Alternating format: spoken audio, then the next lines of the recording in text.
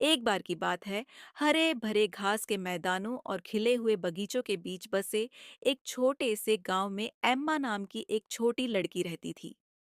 Emma एक चमकदार आंखों वाली बच्ची थी, जिसके घुंघराले सुनहरे बाल थे, जो सूरज की रोशनी की लहरों की तरह उसके कंधों से नीचे गिर रहे थे। उसकी हंसी गांव वालों के कानों में संगीत की तरह थी, और उसकी दयालुता दूर दूर तक जानी जाती थी। एम्मा को तितलियों से विशेष लगाव था। हर दिन स्कूल के बाद वह गांव के किनारे घास के मैदान में जाती थी, जहां जंगली फूलों के बीच रंग बिरंगी तितलियां नृत्य करती थीं। एम्मा इन नाजुक प्राणियों में से एक को आकर्षित करने की उम्मीद में फूलों की पंखुड़ियों के छिड़काव के साथ अपना हाथ फैलाकर लहराती घास के बीच चुपचाप बैठी रहती थी। एक धूप भरी दोपहर में जब एम्मा अपने सामान्य स्थान पर बैठी थी, नीले और बैंगनी रंगों से रंगे पंखों वाली एक विशेष रूप से चमकदार तितली नीचे फड़फड़ा रही थी और उसकी फैली हुई उंगली पर आ गिरी। तितली की सुंदरता देखकर आश्चर्यचकित होकर एम्मा की आंखें खुशी से चमक उठीं। उसने अपनी नई दोस्त का नाम बेला रखा, और उसी क्षण से बेला एम्मा के दैनिक कारनामों में नियमित रूप से शामिल होने लगी। एम्मा और बेला ने एक अविभाज्य बंधन बना लिया। उन्होंने घास के मैदान में घंटों एक साथ बिताया, फूलों के बीच एक दूसरे का पीछा किया और गुप्त रहस्य साझा किए। एम्मा बेला को स्कूल में अपने दिन दुनिया की खोज के अपने सपनों के बारे में बताती थी, और बेला ध्यान से सुनती थी, अपने पंख फड़फड़ाती हुई समझती थी। एक दिन अप्रत्याशित तूफान के रूप में गांव में त्रासदी आ गई। काले बादल अशुभ रूप से घिर आए और घास के मैदान में भयंकर हवाएं चलने लगीं, जिससे लंबी घास झुक गई और फूलों के उखड़ने का खतरा पैदा हो गया।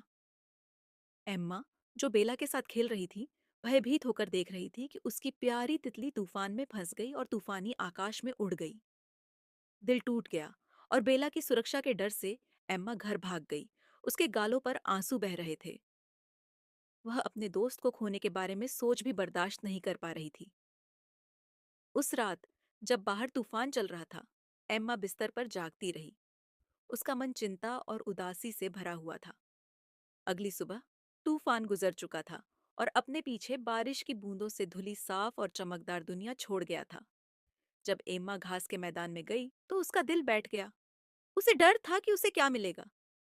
उसे बहुत राहत मिली जब उसने बेला को ओस से चूमे हुए फूलों के बीच देखा। उसके पंख थोड़े टूटे हुए थे, लेकिन फिर भी अपने इंद्रधनुषी रंगों से झिलमिला रहे थे। कोमल हाथों से एम्मा ने सावधानी से बेला को अपनी हथेलियों में लिया और घर वापस चली गई। उसे एक छोटा बक्सा मिला, और उसने उसे मुलायम पत्तियों से ढक दिया, जिससे बेला को अपनी कठिनाई से उबरने के लिए एक सुरक्षित ठिकाना मिल गया। एम्मा बेला को अथक रूप से देखती रही, उसे मीठे पानी की बूंदें पिलाती रही और आराम के शब्द फुसफुसाती रही। दिन हफ्तों में बदल गए, और बेला ने धीरे धीरे अपनी ताकत वापस पा ली। एम्मा को खुशी हुई जब उसने बेला के पंखों को मजबूत होते देखा और उसके जीवंत रंग वापस आते देखे। एक धूप वाली सुबह, आशा से भरे दिल के साथ एम्मा ने बक्सा खोला और बेला को सूरज की रोशनी की गर्माहट में बाहर जाने दिया। बेला एक पल के लिए झिनकी। उसने अस्थायी रूप से अपने पंखों का परीक्षण किया। फिर अचानक ऊर्जा के विस्फोट के साथ वह बादलों के बीच खूबसूरती से चक्कर लगाते हुए आकाश में उड़ गई। जब बेला सूरज की रोशनी में नृत्य कर रही थी, तो एम्मा विस्मय से देख रही थी। उसका दिल खुशी से फूल रहा था।